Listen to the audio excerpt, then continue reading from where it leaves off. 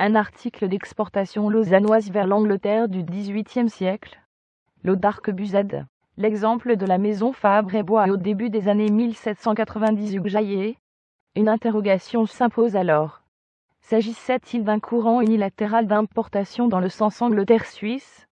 Si on prend en compte les seuls envois souvenirs de gravures bucoliques, quelques bonnes éditions, ce serait effectivement le cas, mais Lausanne de la seconde moitié du XVIIIe siècle se distinguait malgré tout par deux fabrications originales, où elle était très spécialisée, et qu'on trouvera dans les boutiques de Londres.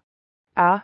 La confection des crayons de pastel mis au point au milieu du siècle, par Stoupan, présenté vers 1770, un haut degré de perfection, éclat des couleurs. Au début des années 1790, un certain Elmo a exporté vers Leipzig, Berlin, Saint-Pétersbourg, Moscou et Londres. À l'automne 1793, Elmo déclarait s'être rendu l'été passé dans la capitale anglaise. Les boîtes de pastel remplissant la vache attachée au-dessus de la voiture. Fermez les guillemets. B. La distillation d'un remède miracle. L'eau d'Arquebusade. Ce sont ces productions obscures qui permettent de pouvoir employer l'expression fermez les guillemets import-export, même si nous sommes en face d'un formidable déséquilibre dans le cas des relations commerciales entre l'Angleterre et le Pays de Vaud. Histoire de l'eau d'Arquebusade.